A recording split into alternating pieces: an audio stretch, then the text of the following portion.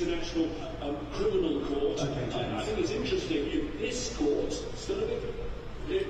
You gently have to interrupt me because these judges have just taken the seat. We're going to take you to inside the International Court of Justice in The Hague, where the judges are about to read out their preliminary verdict over this case by South Africa. Let's listen. And punishment of the crime of genocide in the Gaza Strip, South Africa versus Israel. Judge Robinson, who duly participated in both the deliberation and the final vote, is, for reasons made known to me, unable to take his seat on the bench today. I would like to welcome the eminent representatives of the Republic of South Africa and the State of Israel who are in the Great Hall of Justice today.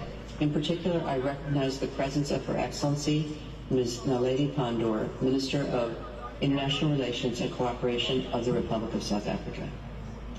I recall that on 29 December 2023, South Africa filed in the registry of the court an application instituting proceedings against Israel concerning alleged violations in the Gaza Strip of obligations under the Convention on the Prevention and Punishment of the Crime of Genocide, to which I shall refer as the Genocide Convention or the Convention. The application of South Africa contained a request for the indication of provisional measures submitted with reference to Article 41 of the statute. The immediate context in which the present case came before it. It observes that on 7 October 2023, Hamas and other armed groups present in the Gaza Strip carried out an attack in Israel, killing more than 1,200 persons, injuring thousands, and abducting some 240 people, many of whom continue to be held hostage. Following this attack, Israel launched a large-scale military operation in Gaza by land, air, and sea, which is causing massive civilian casualties, extensive destruction of civilian infrastructure, and the displacement of the overwhelming majority of the population in Gaza. The court is acutely aware of the extent of the human tragedy that is unfolding in the region and is deeply concerned about the continuing loss of life and human suffering. The ongoing conflict in Gaza has been addressed in the framework of several organs and specialized agencies of the United Nations. In particular, reservations have been adopted by the General Assembly, and the Security Council of the United Nations, referring to many aspects of the conflict. The scope of the present case submitted to the court, however, is limited, as South Africa has instituted these proceedings under the Genocide Convention. The court then turns to the conditions needed to be fulfilled in order for it to indicate provisional measures. With respect to the question of prima facie jurisdiction, the court observes that it may indicate provisional measures only if the provisions relied on by the applicant appear prima facie to afford a basis on which its jurisdiction could be founded, but it need not satisfy itself in a definitive manner that it has jurisdiction as regards the merits of the case. In the present case, South Africa seeks to found the jurisdiction of the court on Article 36, Paragraph 1 of the Statute of the Court and on Article 9 of the Genocide Convention. The court must therefore first determine whether those provisions prima facie confer upon it jurisdiction to rule on the merits of the case, enabling it, if the other necessary conditions are fulfilled, to indicate provisional measures. Article 9 of the Genocide Convention provides, I quote, "Disputes between the contracting parties relating to the interpretation, application, or fulfillment of the present convention, including those relating to the responsibility of a state for genocide or for any of the other acts enumerated in Article 3, shall be submitted to the International Court of Justice at the request of any of the parties to the dispute." End of quote. South Africa and Israel are both parties to the Genocide Convention, and neither of them has entered a reservation to Article 9 or any other provision of the Convention. The court then recalls that Article 9 of the Genocide Convention makes its jurisdiction conditional on the existence of a dispute relating to the interpretation, application, or fulfillment of the Convention. A dispute is a disagreement on a point of law or fact, a conflict of legal views or of interest between parties. In order for a dispute to exist, it must be shown that the claim of one party is positively opposed by the other. The two sides must hold clearly opposite views concerning the question of the performance or non-performance of certain international obligations. To determine whether a dispute exists in the present case, the court cannot limit itself to noting that one of the parties maintains the convention applies while the other denies it. Since South Africa has invoked as a basis for the court's jurisdiction the compromissory clause of the Genocide Convention, the court must also ascertain at the present stage of the proceedings whether it appears that the acts and omissions complained of by the applicant are capable of falling within the scope of that convention, ratio materiae. The court recalls that for purposes of deciding whether a dispute existed between the parties at the time of the filing of the application, it takes into account, in particular, any statements or documents exchanged between the parties, as well as any exchanges made in multilateral settings. In so doing, it pays special attention to the author of the statement or document, its intended or actual addressee, and its content. The existence of a dispute is a matter for objective determination by the court. It is a matter of substance, not a question of form or procedure. The court notes that South Africa issued public statements in various multilateral and bilateral settings in which it expressed its view that, in light of the nature, scope, and extent of Israel's military operations in Gaza, Israel's actions amounted to violations of its obligations under the Genocide Convention. For instance, at the resumed 10th Emergency Special Session of the United Nations General Assembly on 12 December 2023, at which Israel was represented, the South African representative to the United Nations stated that, I quote, "The events of the past 6 weeks in Gaza have illustrated that Israel is acting contrary to its obligations in terms of the Genocide Convention." End of quote. South Africa recalled this statement in its note verbal of 21 December 2023 to the Embassy of Israel in Pretoria. The court notes that Israel dismissed any accusation of genocide in the context of the conflict in Gaza in a document published by the Israeli Ministry of Foreign Affairs on 6 December 2023, which was subsequently updated and reproduced on the website of the Israel Defense Forces on 15 December 2023 under the title, "The War Against Hamas, Answering Your Most Pressing Questions," stating that, I quote, "The accusation of genocide against Israel is not only wholly unfounded as a matter of fact and law, it is morally repugnant," end of quote. In the document, Israel also stated that, I quote, "The accusation of genocide is not just legally and factually incoherent, it is obscene, and that there was no valid basis in fact or law for the outrageous charge of genocide," end of quote. In light of the foregoing, the Court considers that the parties appear to hold clearly opposite views as to whether certain acts or omissions allegedly committed by Israel in Gaza amount to violations by the latter of its obligations under the Genocide Convention. The Court finds that the aforementioned elements are sufficient at this stage to establish prima facie the existence of a dispute between the parties relating to the interpretation, application, or fulfillment of the Genocide Convention. As to whether the acts and omissions complained of by the applicant appear to be capable of falling within the provisions of the Genocide Convention, the Court recalls that South Africa considers Israel to be responsible for committing genocide in Gaza and for failing to prevent and punish genocidal acts. South Africa contends that Israel has also violated other obligations under the Genocide Convention, including those concerning conspiracy to commit genocide, direct and public incitement to genocide, attempted genocide, and complicity in genocide. At the present stage of the proceedings, the Court is not required to ascertain whether any violations of Israel's obligations under the Genocide Convention have occurred. Such a finding could only be made by the Court at the stage of the examination of the merits of the present case. At the stage of making an order on the request for an indication of provisional measures, the Court's task is to establish whether the acts and omissions complained of by the applicant appear to be capable of falling within the provisions of the Genocide Convention.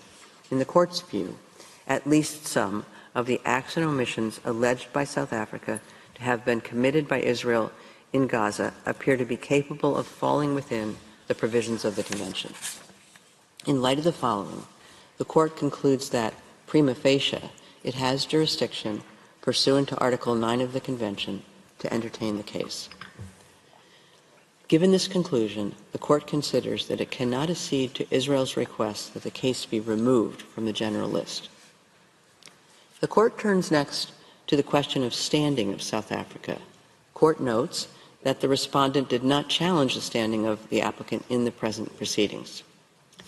In the case concerning application of the Convention on the Prevention and Punishment of the Crime of Genocide, the Gambia v. Myanmar, where Article 9 of the Genocide Convention was also invoked, the Court observed that all states parties to the Convention have a common interest to ensure the prevention, suppression, and punishment of genocide by committing themselves to fulfilling the obligations contained in the Convention. Such common interest implies that the obligations in question are owed by any state party to all the other state parties to the relevant convention. They are obligations erga omnes partes, in the sense that each state party has an interest in compliance with them in any given case. The common interest in compliance with the relevant obligations under the Genocide Convention entails that any state party, without distinction, is entitled to invoke the responsibility of another state party for an alleged breach of its obligations erga omnes partes. Accordingly, the Court found that any state party to the Genocide Convention may invoke the responsibility of another state party, including through the institution of proceedings before the Court, with a view to determining the alleged failure to comply with its obligations erga omnes partes under the Convention and to bringing a failure to the end. The Court concludes prima facie that South Africa has standing to submit to it the dispute with Israel concerning alleged violations of obligations under the Genocide Convention.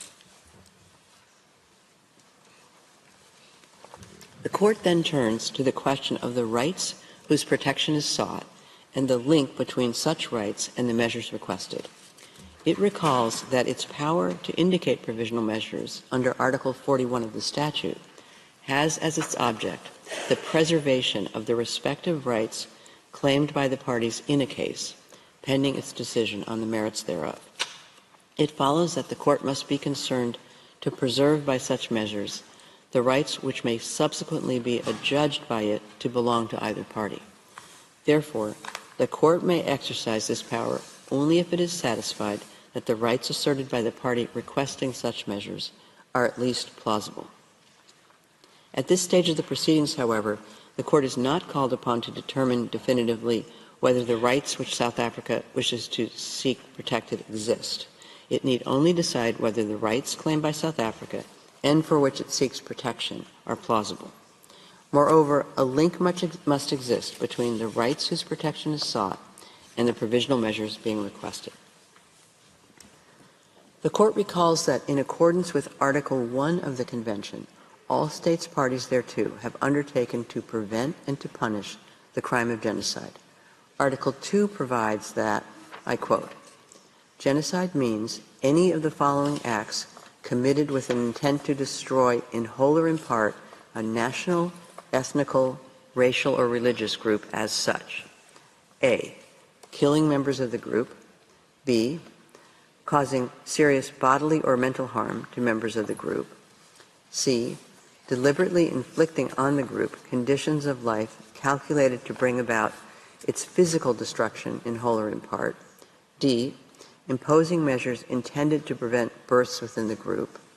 E, forcibly transferring children of the group to another group." End of quote. Pursuant to Article 3 of the Genocide Convention, the following acts are also prohibited by the Convention: conspiracy to commit genocide, direct and public incitement to commit genocide, attempt to commit genocide, and complicity in genocide. The provisions of the Convention are intended to protect the members of a national, ethnical, racial, or religious group from acts of genocide or any other punishable acts enumerated in Article 3. The Court considers that there is a correlation between the rights of members of groups protected under the Genocide Convention, the obligations incumbent on state parties thereto, and the right of any state party to seek compliance therewith by another state party. As the Court has stated in other cases, in order for acts to fall within the scope of Article 2 of the Convention, the intent must be to destroy at least a substantial part of a particular group. This is demanded by the very nature of the crime of genocide, since the object and purpose of the Convention as a whole is to prevent the intentional destruction of groups. The part targeted must be significant enough to have an impact on the group as a whole. The Palestinians appear to constitute a distinct national, ethnical, racial, or religious group, and hence a protected group within the meaning of Article 2 of the Genocide Convention. The Court observes that, according to United Nations sources, the Palestinian population in the Gaza Strip comprises over 2 million people. Palestinians in the Gaza Strip form a substantial part of the protected group. The Court notes that the military operation being conducted by Israel following the attack of 7 October 2023 has resulted in a large number of deaths and injuries, as well as massive destruction of homes, the forcible displacement of the vast majority of the population, and extensive damage to civilian infrastructure. While figures relating to the Gaza Strip cannot be independently verified, recent information indicates that 25,700 Palestinians have been killed, over 63,000 injuries have been reported, over 360 housing units have been destroyed or partially damaged, and approximately 1.7 million persons have been internally displaced. The Court takes note in this regard of the statement by the United Nations Under-Secretary General for Humanitarian Affairs and Emergency Relief Coordinator, Mr. Martin Griffiths, on 5 January 2024. I quote, "Gaza has become a place of death and despair. Families are sleeping in the open as temperatures plummet. Areas where civilians were told to relocate for their safety have come under bombardment. Medical facilities are under relentless attack. A public health disaster is unfolding. Gaza has simply become uninhabitable. Its people are witnessing daily threats to their very existence while the world watches on." End of quote. Following a mission to North Gaza, the World Health Organization reported that as of 21 December 2023, I quote, "an unprecedented 93% of the population of Gaza is facing crisis levels of hunger, with insufficient food and high levels of malnutrition." End of quote. The court further notes the statement issued by the Commissioner General of the United Nations Relief and Works Agency for Palestine Refugees in the Near East, or UNRWA, Mr. Philippe Lazzarini, on 13 January 2024. I quote, "It's been 100 days since the devastating war started, killing and displacing people in Gaza following the horrific attacks that Hamas and other groups carried out against people in Israel. It's been 100 days of ordeal and anxiety for hostages and their families. In the past 100 days, sustained bombardment across the Gaza Strip caused the massive displacement of a population that is in a state of flux, constantly uprooted and forced to leave overnight, only to move to places which are just as unsafe. This war affected more than 2 million people, the entire population of Gaza. Many will carry lifelong scars, both physical and psychological. The vast majority, including children, are deeply traumatized. Overcrowded and unsanitary UNRWA shelters have become home to more than 1.4 million people. They lack everything, from food to hygiene to privacy. People live in inhumane conditions where diseases are spreading, including among children. They live through the unlivable with the clock ticking fast towards famine. The plight of children in Gaza is especially heartbreaking. An entire generation of children is traumatized and will take years to heal. Thousands have been killed, maimed, and orphaned. Hundreds of thousands are deprived of education. Their future is in jeopardy with far-reaching and long-lasting consequences. The UNRWA Commissioner General also stated that the crisis in Gaza is, I quote, "compounded by dehumanizing language," end of quote. In this regard, the court has taken note of a number of statements made by senior Israeli officials. It calls attention in particular to the following examples. On 9 October 2023, Mr. Yoav Gallant, Defense Minister of Israel, announced that he had ordered a complete siege of Gaza City, and that there would be no electricity, no food, no fuel, and that everything was closed. On the following day, Minister Gallant stated, speaking to Israeli troops on the Gaza border, I quote, "I have released all restraints. You saw what we are fighting against. We are fighting human animals. This is the ISIS of Gaza. This is what we are fighting against. Gaza won't return to what it was before. There will be no Hamas. We will eliminate everything. If it doesn't take one day, it will take a week. It will take weeks or even months. We will reach all places." End of quote. On 12 October 2023, Mr. Isaac Herzog, President of Israel, stated, referring to Gaza, I quote, "We are working, operating militarily according to rules of international law, unequivocally. It is an entire nation out there that is responsible. It is not true, this rhetoric about civilians not aware, not involved. It is absolutely not true. They could have risen up. They could have fought against that evil regime which took over Gaza in a coup d'etat. But we are at war. We are at war. We are at war. We are defending our homes. We are protecting our homes. That's the truth. And when a nation protects its home, it fights. And we will fight until we break their backbone." End of quote. On 13 October 2023, Mr. Israel Katz, then Minister of Energy and Infrastructure of Israel, stated on X, formerly Twitter, I quote, "We will fight the terrorist organization Hamas and destroy it. All the civilian population in Gaza is ordered to leave immediately. We will win. They will not receive a drop of water or a single battery until they leave the world." End of quote. The Court also takes note of a press release of 16 November 2023 issued by 37 special rapporteurs, independent experts, and members of working groups part of the special procedures of the United Nations Human Rights Council, in which they voiced alarm over, I quote, discernibly genocidal and dehumanizing rhetoric coming from senior Israeli government officials, end of quote. In addition, on 27 October 2023, the United Nations Committee on the Elimination of Racial Discrimination observed that it was highly concerned about the sharp increase in racist hate speech and dehumanization directed at Palestinians since 7 October.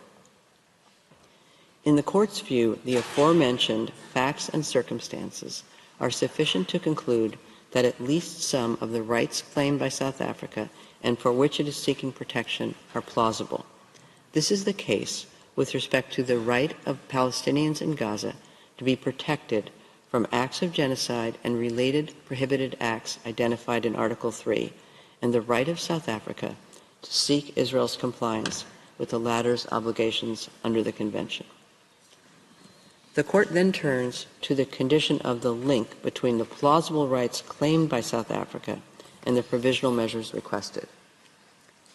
It considers that by their very nature, at least some of the provisional measures sought by South Africa are aimed at preserving the plausible rights it asserts on the basis of the Genocide Convention in the present case, namely, the right of the Palestinians in Gaza to be protected from acts of genocide and related prohibited acts mentioned in Article 3, and the right of South Africa to seek Israel's compliance with the latter's obligations under the Convention. Therefore, a link exists between the rights claimed by South Africa that the Court has found to be plausible and at least some of the provisional measures requested. The Court turns next to the question of risk of irreparable prejudice and urgency.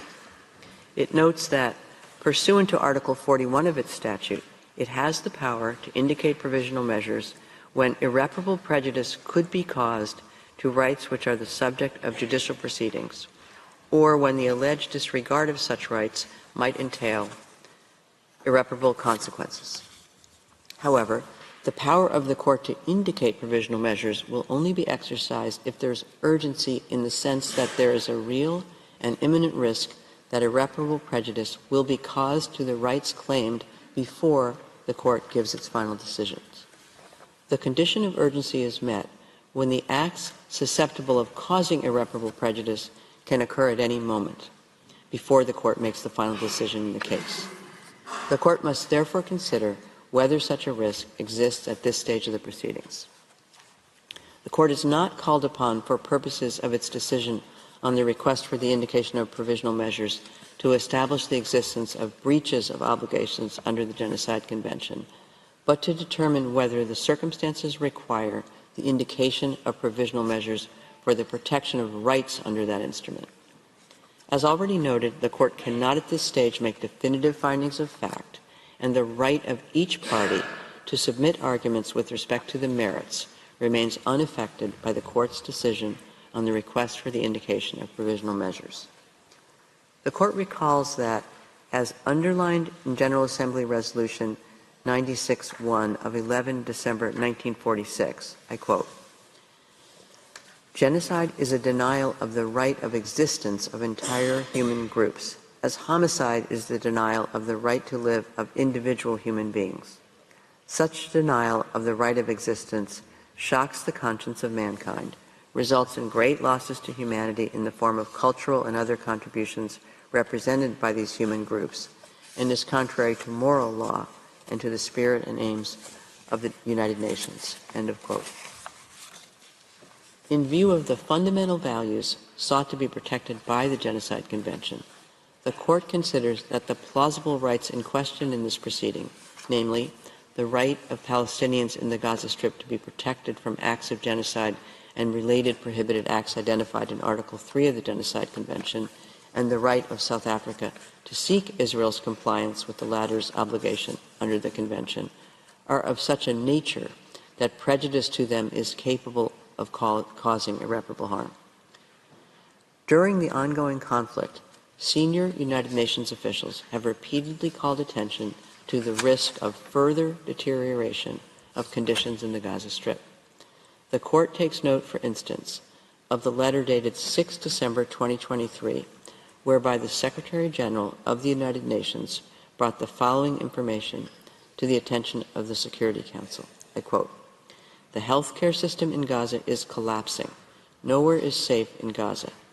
Amid constant bombarding by the Israel Defense Forces and without shelter or the essentials to survive, I expect public order to completely break down soon due to the desperate conditions rendering even limited humanitarian assistance impossible. An even worse situation could unfold, including epidemic diseases and increased pressure for mass displacement into neighboring countries. We are facing a severe risk of collapse of the humanitarian system. The situation is fast deteriorating into a catastrophe with potentially irreversible implications for Palestinians as a whole and for peace and security in the region. Such an outcome must be avoided at all costs." End of quote.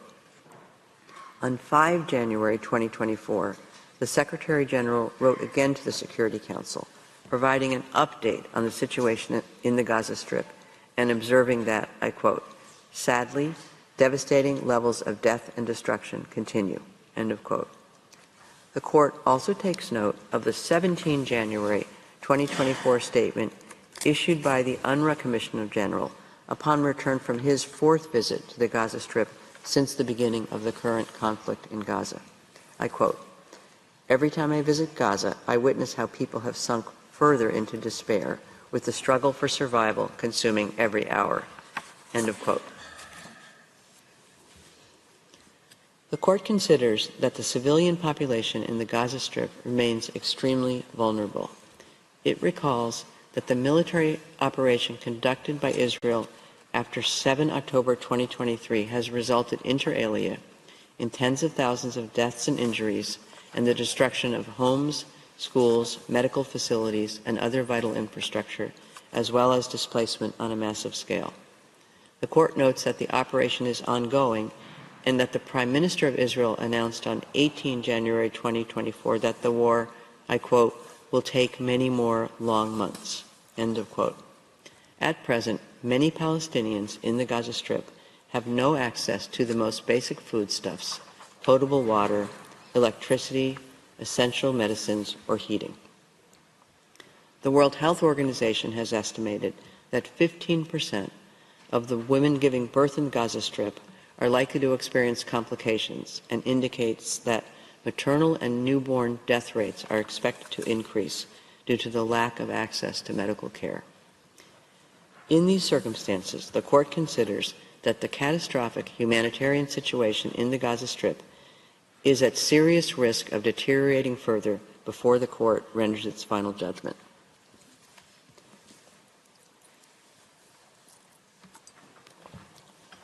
The Court recalls Israel's statement that it has taken certain steps to address and alleviate the conditions faced by the population in the Gaza Strip. The Court further notes that the Attorney General of Israel recently stated that a call for intentional harm to civilians may amount to a criminal offense, including that of incitement, and that several such cases are being examined by Israeli law enforcement authorities. While such steps are to be encouraged, they are insufficient to remove the risk that irreparable prejudice will be caused before the Court issues its final decision in the case. In light of the foregoing, the Court considers that there is urgency in the sense that there is a real and imminent risk that irreparable prejudice will be caused to the rights found by the Court to be plausible before it gives its final decision. The Court concludes, on the basis of the aforementioned considerations, that the conditions required by its statute for it to indicate provisional measures are met. It is therefore necessary, pending its final decision, for the Court to indicate certain measures in order to protect the rights claimed by South Africa that the Court has found to be plausible. The Court recalls that it has the power under its statute, when a request for provisional measures has been made, to indicate measures that are in whole or in part other than those requested.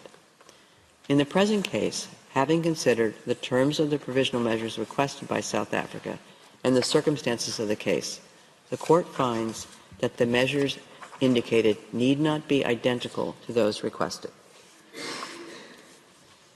The Court considers that, with regard to the present situation, Israel must, in accordance with its obligations under the Genocide Convention, in relation to Palestinians in Gaza, take all measures within its power to prevent the commission of all acts within the scope of Article 2 of the Convention, in particular, A, killing members of the group, B, causing serious bodily or mental harm to members of the group, C, deliberately inflicting on the group conditions of life calculated to bring about its physical destruction in whole or in part, and D, imposing measures intended to prevent births within the group.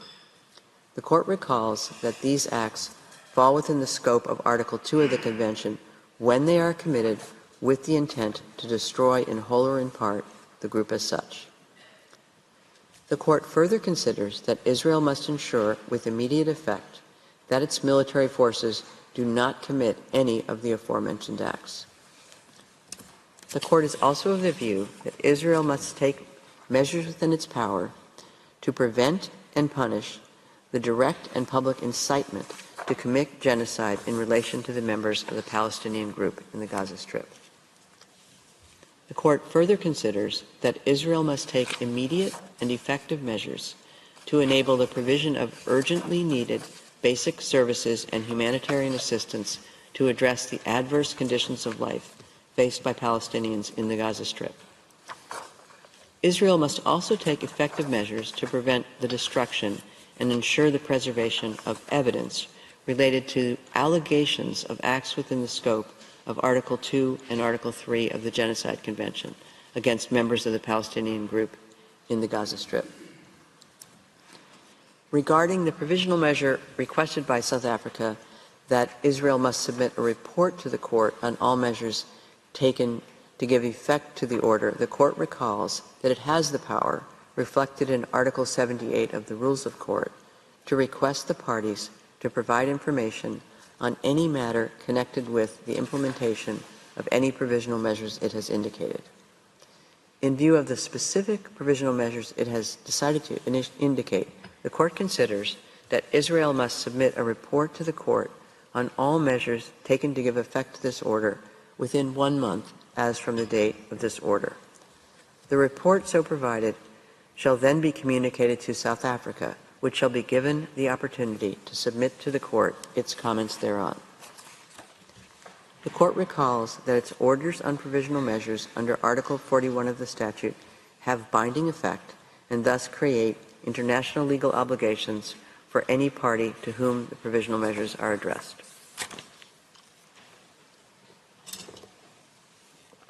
The Court reaffirms that the decision given in the present proceedings in no way prejudges the question of the jurisdiction of the Court to deal with the merits of the case or any questions related to the admissibility of the application or to the merits themselves. It leaves unaffected the right of the governments of the Republic of South Africa and the State of Israel to submit arguments in respect of these questions. The order then states that the Court deems it necessary to emphasize that all parties to the conflict in the Gaza Strip are bound by international humanitarian law.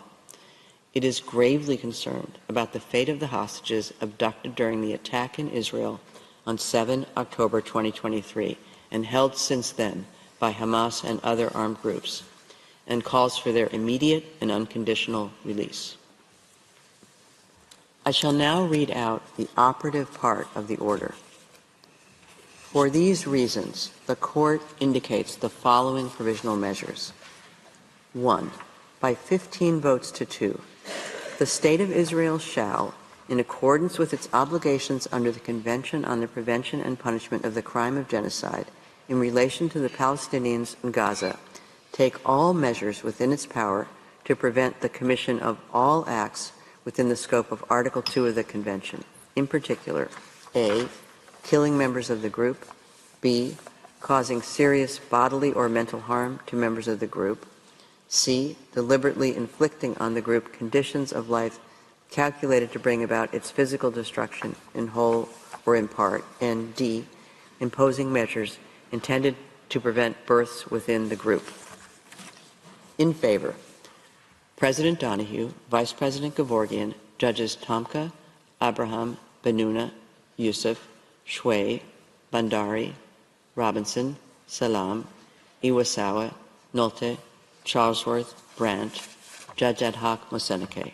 Against, Judge Sebatinde, Judge Ad hoc Barak. By 15 votes to 2, the State of Israel shall ensure with immediate effect that its military does not commit any acts described in point 1 above. In favor, President Donahue, Vice President Gevorgian, Judges Tomka, Abraham, Benuna, Youssef, Shway, Bandari, Robinson, Salam, Iwasawa, Nolte, Charlesworth, Brandt, Judge Ad hoc Moseneke. Against, Judge Sebatinde, Judge Ad hoc Barak. By 16 votes to 1, the State of Israel shall take all measures within its power to prevent and punish the direct and public incitement to commit genocide in relation to members of the Palestinian group in the Gaza Strip. In favor, President Donahue, Vice President Gevorgian, Judges Tomka, Abraham, Benuna, Youssef, Shway, Bandari, Robinson, Salam, Iwasawa, Nolte, Charlesworth, Brandt, Judges Ad hoc Barak, Moseneke. Against, Judge Sebatinde. By 16 votes to 1, the State of Israel shall take immediate and effective measures to ensure the provision of urgently needed basic services and humanitarian assistance to address the adverse conditions of life faced by Palestinians in the Gaza Strip. In favor, President Donahue, Vice President Gevorgian, Judges Tomka, Abraham, Benuna, Youssef, Shway, Bandari, Robinson, Salam, Iwasawa, Nolte, Charlesworth, Brandt, Judges Ad hoc Barak, Moseneke. Against, Judge Sebatinde. By 15 votes to 2, the State of Israel shall take effective measures to prevent the destruction and ensure the preservation of evidence related to allegations of acts within the scope of Article 2 and Article 3 of the Convention on the Prevention and Punishment of the Crime of Genocide against members of the Palestinian group in the Gaza Strip. In favor, President Donahue, Vice President Gevorgian, Judges Tomka, Abraham, Benuna, Youssef, Shway, Bandari, Robinson, Salam, Iwasawa, Nolte, Charlesworth, Brandt, Judge Ad hoc Moseneke. Against, Judge Sebatinde, Judge Ad hoc Barak. By 15 votes to 2, the State of Israel shall submit a report to the court on all measures taken to give effect to this order within 1 month as from the date of the order. In favor, President Donahue, Vice President Gevorgian, Judges Tomka, Abraham, Benuna, Youssef, Shway, Bandari, Robinson, Salam, Iwasawa, Nolte, Charlesworth, Brandt, Judge Ad hoc Moseneke. Against, Judge Sebatinde, Judge Ad hoc Barak. I shall now call upon the Registrar to read the operative part of the order in French. Par ces motifs, la Cour indique les mesures conservatoires suivantes. 1. Par 15 voix contre 2, l'État d'Israël doit, conformément aux obligations lui incombant au titre de la Convention pour la prévention et la répression du crime de génocide, prendre toutes les mesures en son pouvoir pour prévenir la commission, à l'encontre des Palestiniens de Gaza, de tout acte entrant dans le champ d'application de l'article 2 de la Convention, en particulier les actes suivants. A. Meurtre de membres du groupe. B. Atteinte grave à l'intégrité physique ou mentale de membres du groupe. C. Soumission intentionnelle du groupe à des conditions d'existence devant entraîner sa destruction physique totale ou partielle. Et D. Mesures visant à entraver les naissances au sein du groupe. Pour Madame Donoghue, présidente, Monsieur Gevorgyan, vice-président, Messieurs Tomka, Abraham, Benouna, Youssouf, Madame Choué, Messieurs Bandari, Robinson, Salam, Iwasawa, Nolte, Madame Charlesworth, Monsieur Brand, juge, Monsieur Moseneke, juge ad hoc. Contre, Madame Sebutinde, juge, Monsieur Barak, juge ad hoc. 2. Par 15 voix contre 2, l'État d'Israël doit veiller avec effet immédiat à ce que son armée ne commette aucun des actes visés au point 1 ci-dessus. Pour Madame Donoghue, présidente, Monsieur Gevorgyan, vice-président, Messieurs Tomka, Abraham, Benouna, Youssouf, Madame Choué, Messieurs Bandari, Robinson, Salam, Iwasawa, Nolte, Madame Charlesworth, Monsieur Brand, juge, Monsieur Moseneke, juge ad hoc. Contre, Madame Sebutinde, juge, Monsieur Barak, juge ad hoc. 3.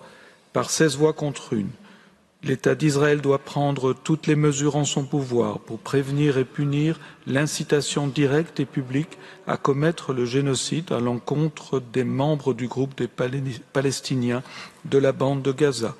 Pour Madame Donoghue, présidente, Monsieur Gevorgyan, vice-président, Messieurs Tomka, Abraham, Benouna, Youssouf, Madame Choué, Messieurs Bandari, Robinson, Salam, Iwasawa, Nolte, Madame Charlesworth, Monsieur Bran, juge, Messieurs Barak, Moseneke, juge ad hoc, contre Madame Sebutinde, juge. 4. Par 16 voix contre 1, l'État d'Israël doit prendre sans délai des mesures effectives pour permettre la fourniture des services de base et de l'aide humanitaire requis de toute urgence afin de remédier aux difficiles conditions d'existence auxquelles sont soumis les Palestiniens de la bande de Gaza.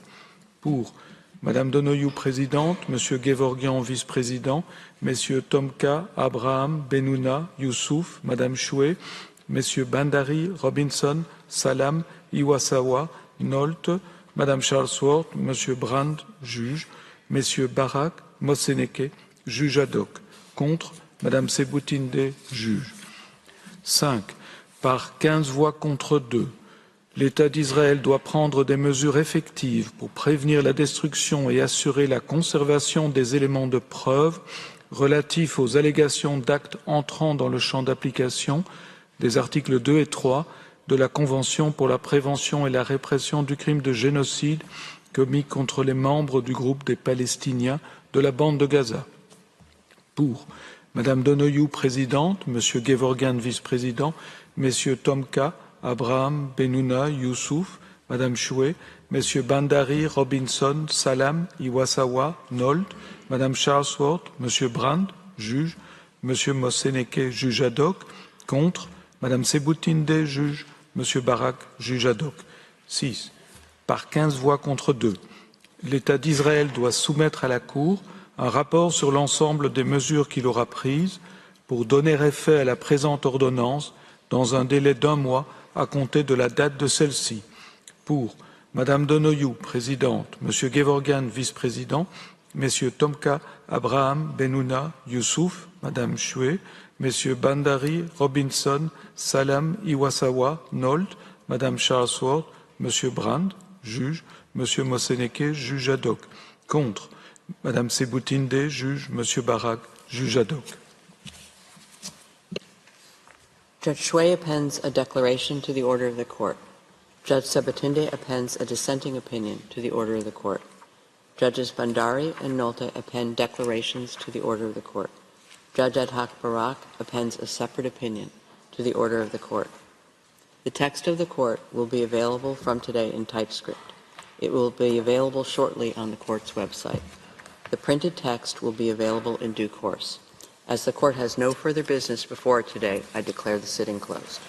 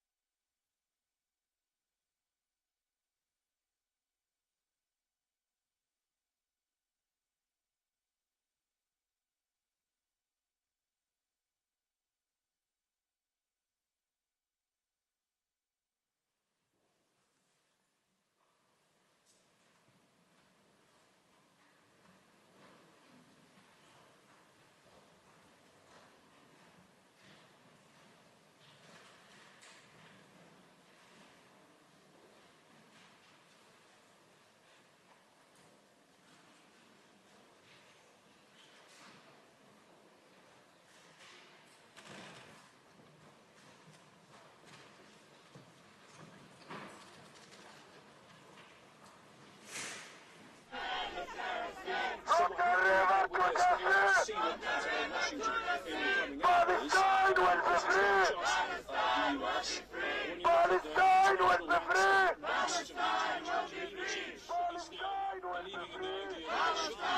be free! Support Israel's right to self-defense. Among those are the UK and Russia. They keep talking rather confusing language about the need for a ceasefire. Viva, viva Palestina! Undefeated. Viva, viva Palestina! Viva, viva Palestina! To southern Gaza, to Rafah, our correspondents, Hemi Bradley joins us from there. Hemi, people were waiting in anticipation for these rulings, not the clear-cut fruitful ceasefire that South Africa and Palestinians and their supporters wanted.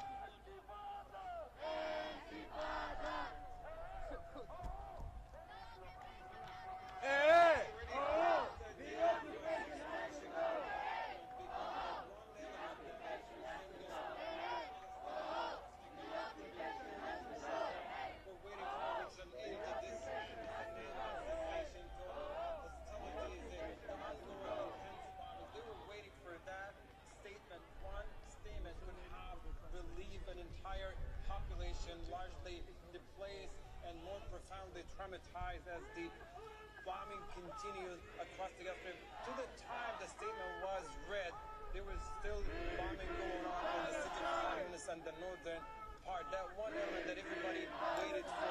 People have been saying that for weeks now. There is ongoing systematic killing of their own people in Gaza. The UN warning of famine. We have the Deputy General of the United Nations warned of systematic destruction of civic institutions and systematic destruction of every means of life, turning Gaza into an uninhabitable place and forcing people into expulsion. People are waiting that this is continuing because of the mass bombing that has been relentless and very destructive and has turned Gaza into a death camp so far. That one line, despite all the positive rulings, they just want to distant because people are tired, they're exhausted, they want to go back to their homes, they want to see remaining family members, they want to go back to normal life. But the statement did not give them that, and that's why they're continuing to be restless. Ceasefire!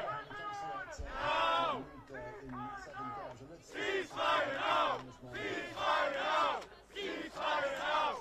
Ceasefire now! Ceasefire now! Ceasefire now! Ceasefire now! Ceasefire now! Ceasefire now! Ceasefire now! Ceasefire now! Ceasefire now! Ceasefire now! Ceasefire now! Effectively, it's going to be because it's a well, yes, but it wasn't going to do that any which way. Israel wasn't going to abide by the ICJ ruling any which way, and it said that from the outset. So that's why, for me, although there's discussion to be had about the provisional measures and why the court embraced its own measures rather than those of South Africa, but for me, this is a court of justice. And the fact that they went for almost 46 minutes making the case, they basically made the case. Now, first of all, there is a dispute between South Africa and Israel that they accept that South Africa has a right to take this up to the ICJ. And second, and that's the most important for me, headline today, the ICJ has jurisdiction in the case of Gaza. That means it suspects there is genocide taking place in Gaza. It will take up the case. And the way the Judge Donahue, the head of the court, went on and on, making the case, basically, she sounded like a South African prosecutor, basically saying, look, here is the circumstance, here's what Israel has done, here what Israel is doing, here is what the various United Nations agencies heads have said, under Secretary General, the WHO, Palestine will be free! Palestine will be free! Palestine will be free! Cats, and so on and so forth. So they basically were making a case that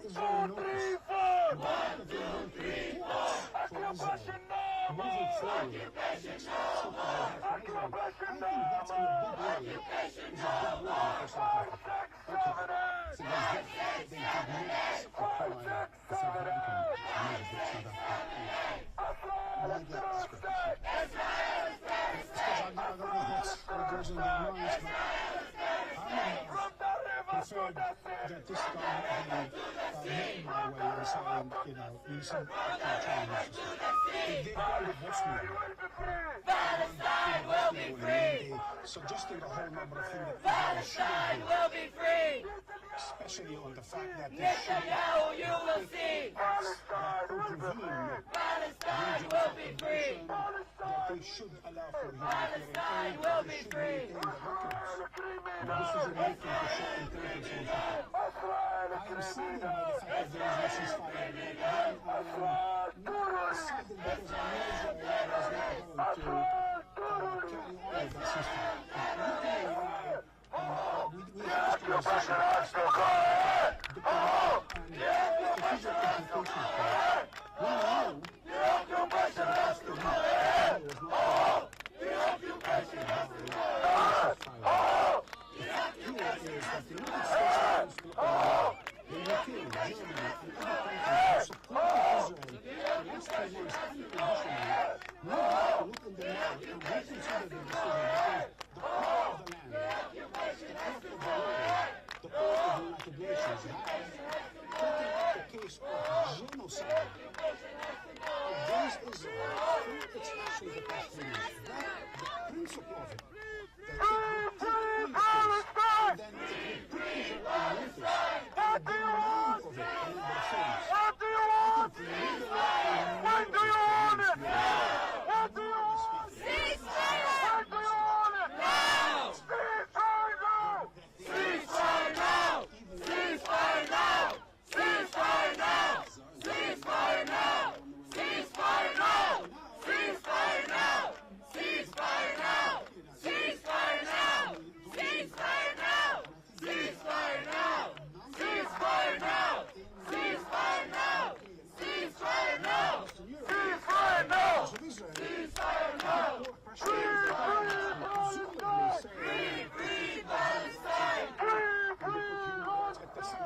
Palestine! Free, free Palestine! Free, free Palestine! And take some tough decisions. Free, free Palestine! Not only from their public opinion. See, because from the river to the sea! This case is about South Africa. Palestine will be free! Global South. Taking up a case where from the sea to the river, except in the West, Palestine will live forever! Genocide against the Palestinians. If the Western world is not going to take measures, Palestine will be free! Today, themselves, driven by moral consideration as much as by narcissistic. Palestine will live forever! Free, free Palestine! Free, free Gaza! Free, free Palestine! Free, free Gaza! Stop the genocide! Stop the genocide! Stop the genocide! Stop the genocide! Stop the genocide!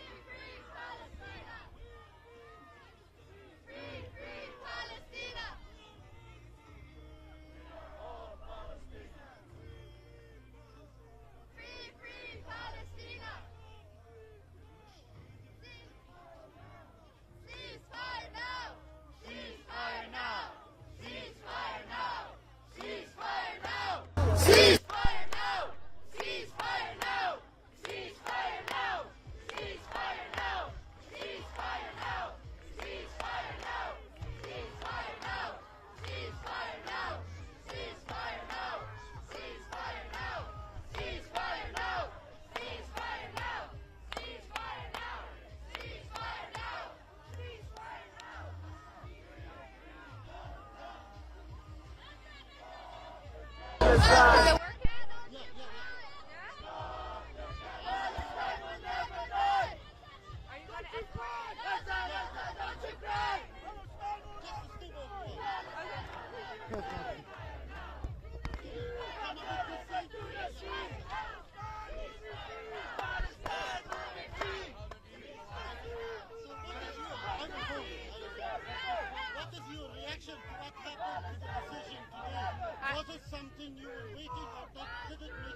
I honestly did not expect it.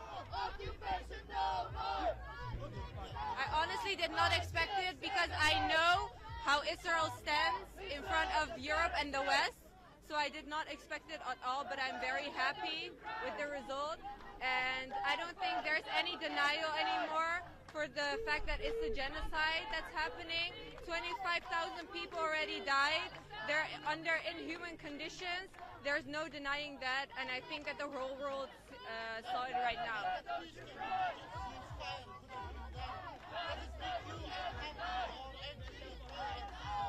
I do think it's very urgent, and I'm very angry, of course, that it still has not happened since October, and that it came to this. 25,000 deaths and more than 60,000 injuries. I don't think we had to have a long time between this, and I think it should stop right now. Ceasefire, like you're hearing. Ceasefire right now. Give Palestinians the right that they deserve, their human rights. They deserve food, water, fuel. They deserve everything like we all do, and I think it should stop right now.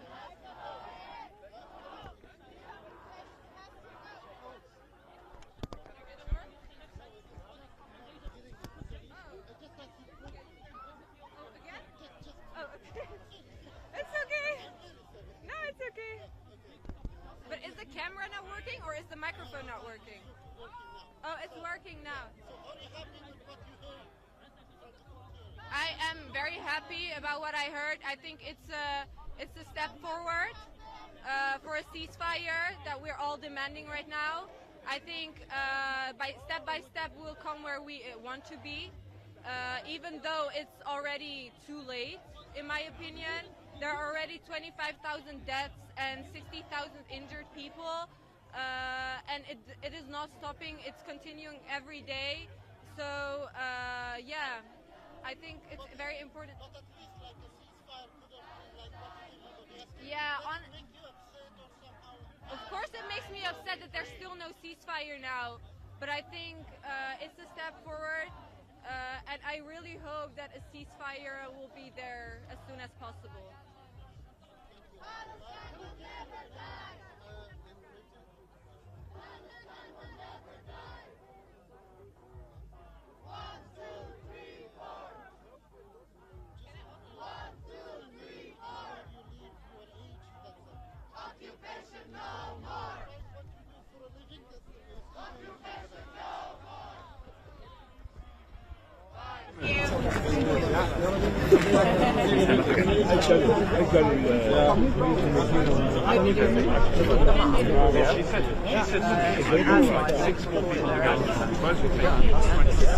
Well.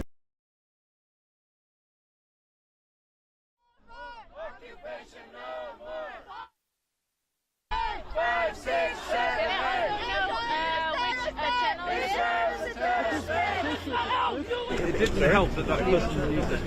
Basically, I can't do much about my device. I was like, that's an evidence from the start. I don't know who he is. Very, very,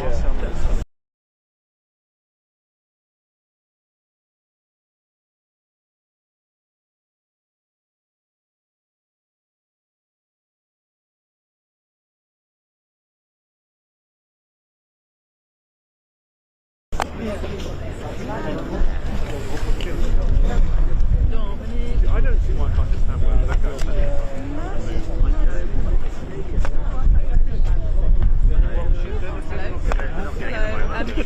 If you come out, you might be able to squeeze in a quick live.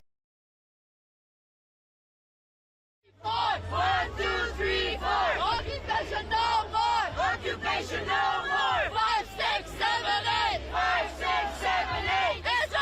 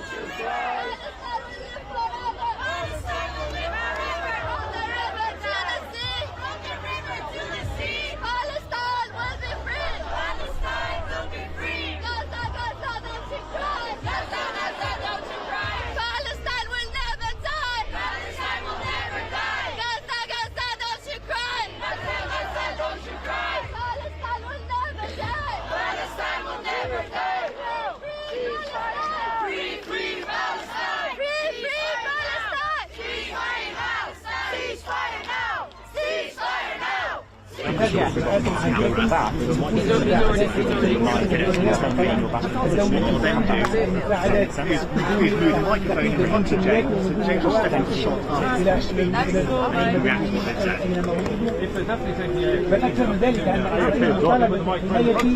الأدلة القانونية No, we are there. You should see the feed now. You should see some microphones around James. بحث المحكمة الوقت المناسب في جوهري القضية أيضا. Yes, so this is our microphone here. So I will move this once they finish speaking in front of James. James will start speaking and react to what he said. Yes.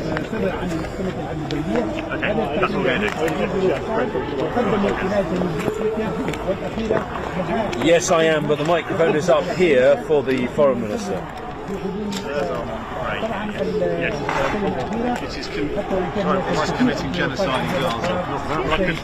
Sorry. No, don't worry. No, I'm getting in the way. I'm getting out of the way. Don't worry. I'm the problem. Thank you. Can I pay you? You put it? Can I? What? I want to put my logo.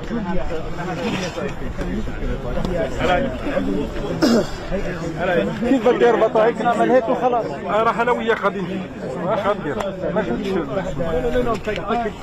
خليني نجحك. عزيزي عندي اقتراح. كل اقتراحاتك مقبولة.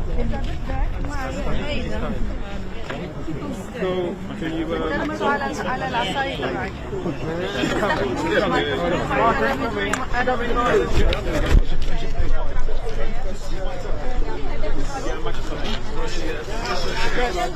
Minister now.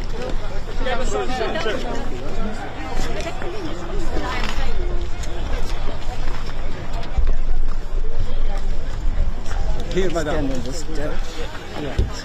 Right. Good afternoon, ladies and gentlemen of the media.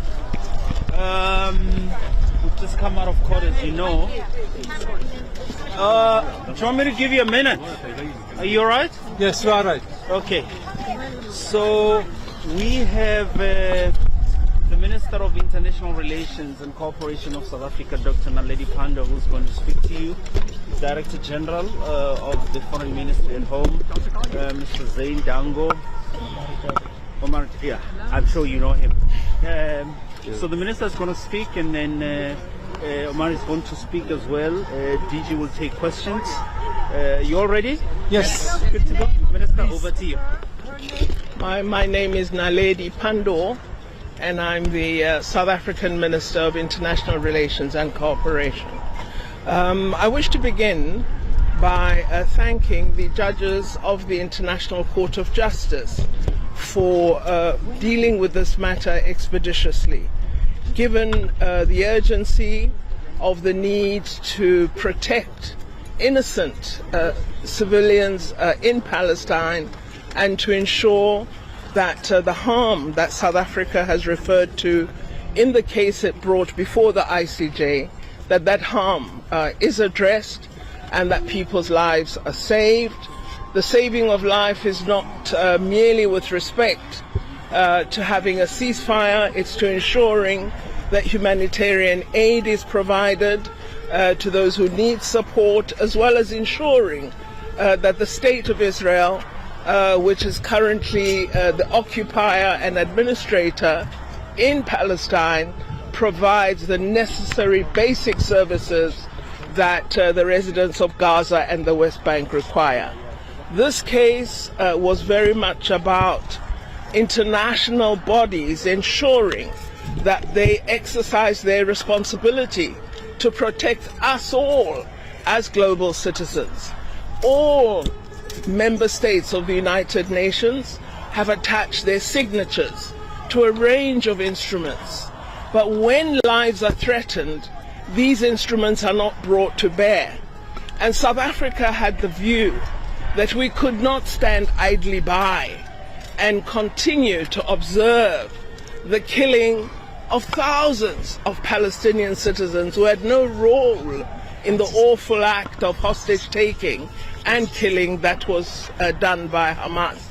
And therefore, we thought it important that we do report and apply to the International Court of Justice that the measures provided within the Convention for the Punishment and Prevention of Genocide are brought to bear, and that the State of Israel is called upon by the judges to act to protect civilians and to end the massive level of harm that we have seen since the Israeli action began. And we agree entirely with the judges that Hamas should release the hostages that they're currently holding. We also, in our various engagements with our partners internationally, believe the moment is now ripe for there to be negotiations for a two-state solution to end this conflict decisively. Minister, are you disappointed there wasn't a ceasefire? Are you disappointed the court didn't call for a ceasefire? I believe that in exercising the order, there would have to be a ceasefire. Without it, the order doesn't actually work. I would have wanted a ceasefire. They didn't specifically call no, for they ceasefire. didn't. Are you disappointed but how, that they didn't specify that in their I have no way that I'm going to say I'm disappointed. I hoped for it, but the fact of delivering humanitarian aid, the fact of taking measures that reduce the levels of harm against persons who have no role in what Israel is combating, for me requires a ceasefire, and I believe Israel would have to attend to how it conducts its search for the hostages and for those Hamas individuals who carried out the October 7 attack. What's the next step?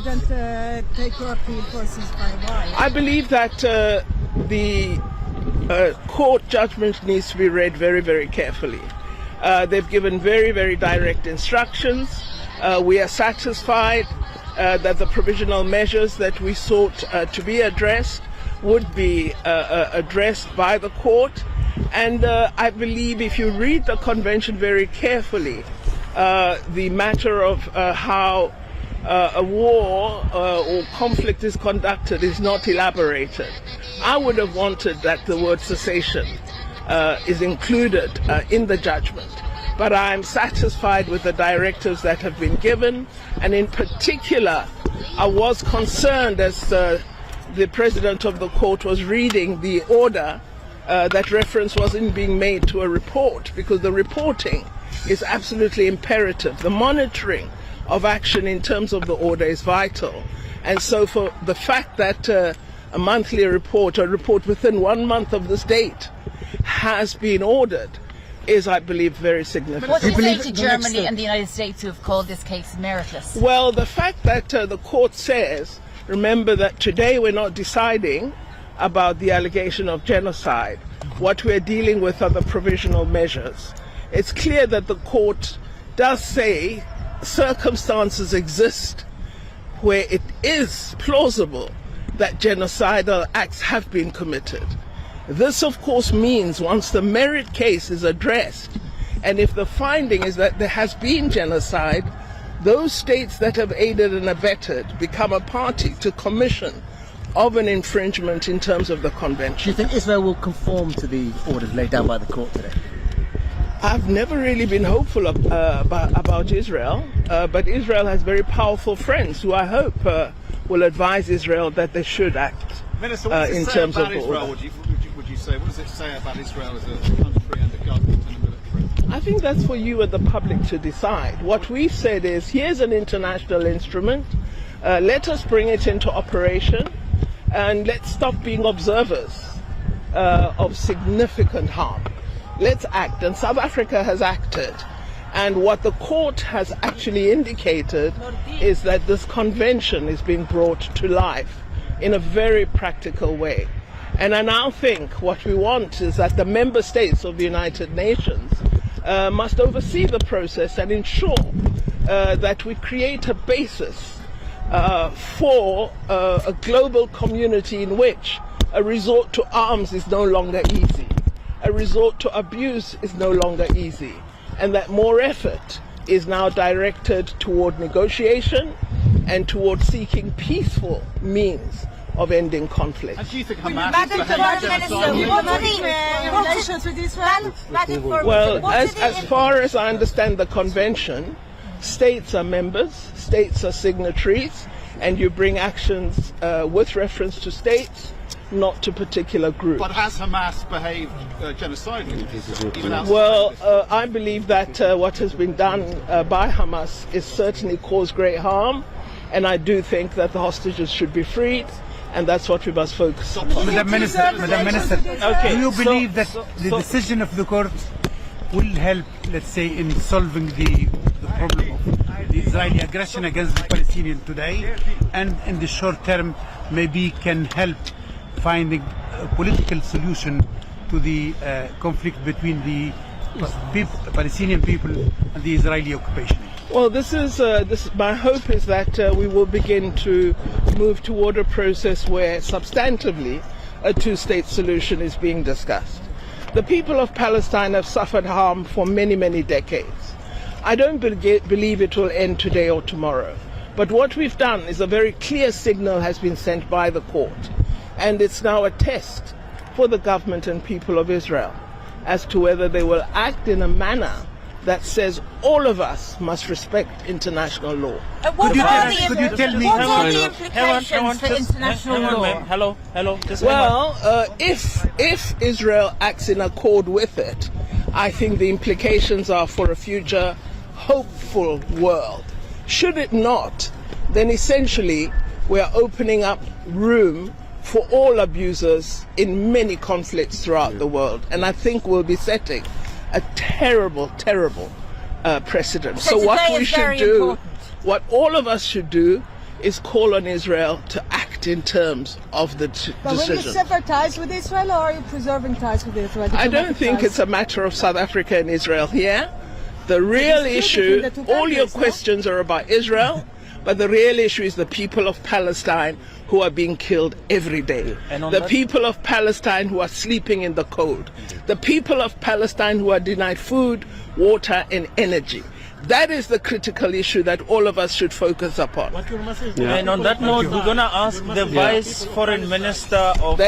With the people of Palestine, we stand with the people of Palestine, and our message to them is never give up hope. South Africa got over the apartheid oppression. They will overcome. And for that, we'll ever be grateful, Your Excellency. Thank you. Allow me to start by saying that we conquer with everything that Her Excellency Africa, Naledi Pandor has stated.